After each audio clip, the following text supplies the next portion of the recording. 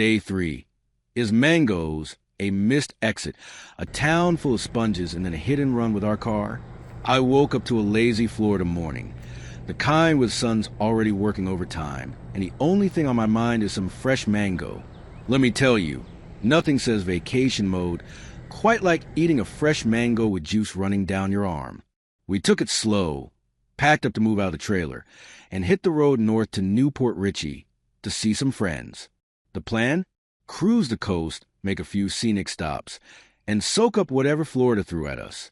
First, we somehow missed the exit for the Sunshine Skyway Bridge. I figured, no big deal, we'll just catch the next one. Wrong. That little mistake turned a quick drive into a 3-hour crawl through Florida's finest traffic. By the time we made it to St. Pete Beach, my butt was ready to get out of the car. Parking at St. Pete Beach? $6 an hour, and you'd think they were selling beachfront gold. The bathhouse was rough, looked like I hadn't seen a mop since spring break '98. But the beach itself? Pure velvet sand, blindingly white, and the kind of wind that'll exfoliate your face for free. We walked, did some people watching, and let the sun do its thing. No complaints there. Back in the car, we headed up the coast to Tarpon Springs, which felt like a full day's drive on its own. The town is famous for sea sponges, and the downtown is as cute as advertised. Think old-school Florida with a Greek twist.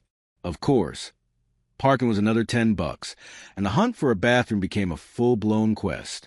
The Sponge World store? No bathroom.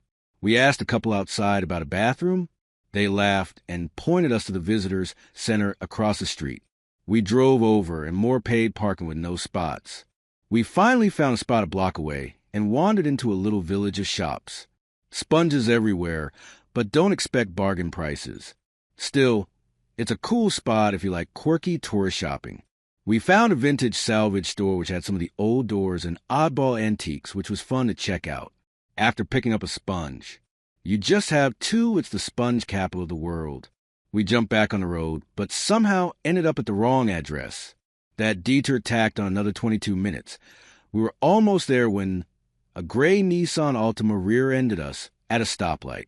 I pulled over, and the other car took off. So what do? Well, you chased them, of course. After a few corners, they finally pulled into a gas station. I got out, asked for their insurance card, and got a classic line of, "It's not my car, it's my boss's." So I just recorded his name and business. Sometimes you just have to laugh it off, but after thinking about it, it's probably not a good idea to chase them down. Finally, we made it to our friends. Their place was a beautiful home that felt like an oasis after the day's chaos. Got a quick shower. Then we headed out to the crab shack for dinner.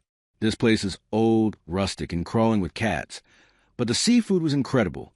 We were enjoying the food and the band playing so much that I barely remember taking any pictures.